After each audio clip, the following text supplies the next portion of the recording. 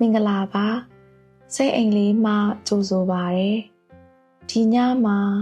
သင်ကဒီလိုလုပ်ခဲ့တဲ့နယ်လို့ထင်နေတဲ့အရာတစ်ခုကိုပြန်တွေးနေမိနိုင်တယ်မပြောသင့်ခဲ့တဲ့စကားတစ်ခွန်းမယူဖြစ်ခဲ့တဲ့အခွင့်အရေးတစ်ခု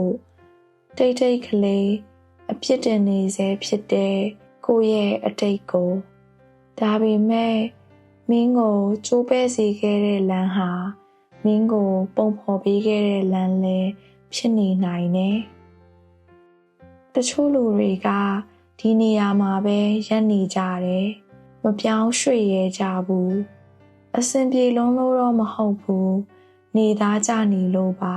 ။တခြားနေရာရောက်ရင်ပိုဆိုးသွားမလား။အပြောင်းလဲလုံးလိုက်ရင်အဆင်မပြေတော့ဘူးလားဆိုတဲ့ကြောက်ရွံ့မှုကြောင့်ဒီအဆင်မပြေတဲ့နေရာမှာပဲပိုကြကြနီးမိသွားတတ်တယ်။ပြီးတော့နောက်ပြန်ကြည့်တဲ့အခါမှာငါရဲ့အချိန်တွေဘာလို့ဒီလောက်ကုန်သွားတာလဲ။အဲ့ဒီအခွင့်အရေးကိုလမ်းယူခဲ့မိရင်ဘာဖြစ်မလဲဆိုပြီးနောင်တရတတ်ကြတယ်။တခါတလေမိသားစုကြားမှာပဲဖြစ်ဖြစ်တငယ်ချင်းတွေကြားမှာပဲဖြစ်ဖြစ်ခံစားချက်တွေပေါင်းပြီးပြောလိုက်မိတဲ့စကားတစ်ခွန်းကြောင့်အော်ငါအဲ့ဒါလို့မပြောသင့်ဘူးငါကြောင့်အရင်လိုမဟုတ်တော့တာလားဆိုပြီးကိုညှဉ်းပန်းမိတတ်တယ်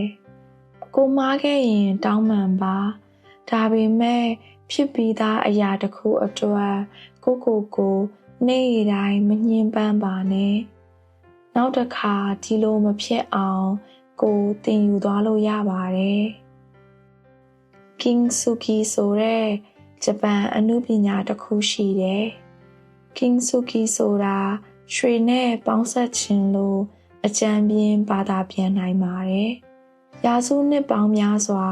အသုံးပြုလာခဲ့တဲ့ဂျပန်ပြုပြင်ရေးနည်းပညာတစ်ခုဖြစ်တယ်။ကျိုးပဲ့သွားတဲ့ကြွေတဲ့အိုးတွေကိုရွှေရောင်နဲ့ပြန်ဆက်ကြတယ်။အဲ့ယာတွေကိုဖုံးကွယ်မထားဘူး။ဂုံယူစွာထားကြတယ်။ဘာလို့လဲဆိုတော့ကျိုးပဲ့ပြီးပြန်ကောင်းလာတဲ့အရာတွေဟာတခါတရံအရင်ထက်တောင်ပိုလှလာတတ်လို့ပါ။တကယ်တော့ဘသူကအမှားမရှိဘဲနေနိုင်ပါမလဲ။လူဆိုတာ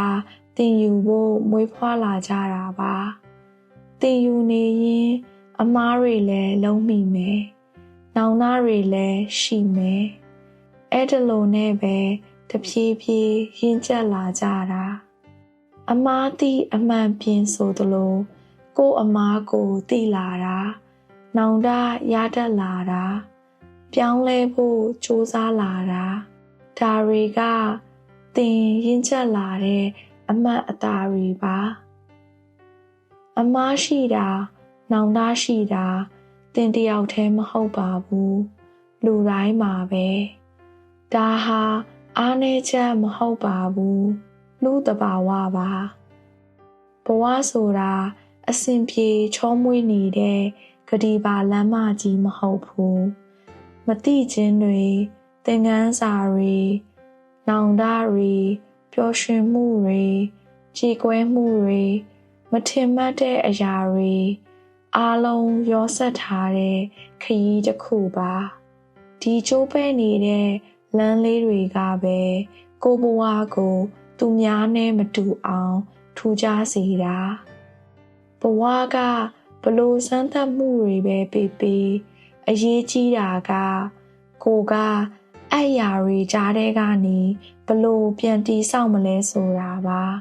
ဘဝကိုနီကိုဟန်နဲ့ဆက်ရှင်တန်နေခြင်းကလည်းအနုပညာတစ်ခုပါပဲတယောက်နဲ့တယောက်ဘဝလမ်းကြောင်းလည်းမတူဘူးအချိန် timeline လည်းမတူဘူးကိုဘဝကိုတယောက်တည်းပဲဖြတ်သန်းနေတာပါဒါကြောင့်သူတစ်ပါးရဲ့မျက်လုံးကနေကိုမကြည့်ပါနဲ့လက်တစ်ဖက်ကိုရင်ဘတ်ပေါ်မှာတင်လိုက်ပါပြီးတော့တိတ်ကလေး ဒီလိုပြောကြည့်ပါအဲ့ဒီအချိန်တုန်းကမသိသေးခဲ့တဲ့ငါကိုငါခွင့်လွတ်ပါတယ်ခွင့်လွတ်ပါတယ်ခွင့်လွတ်ပါတယ်ဒီညမှာအတိတ်ကကိုနူးနူးညံ့ညံ့စကားပြောပေးနိုင်မယ်ဆိုရင်ဘာပြောချင်တယ်လဲစိတ်အိမ်လေးမှာယေရှုတင်ပါတယ်ကောင်းသောညပါ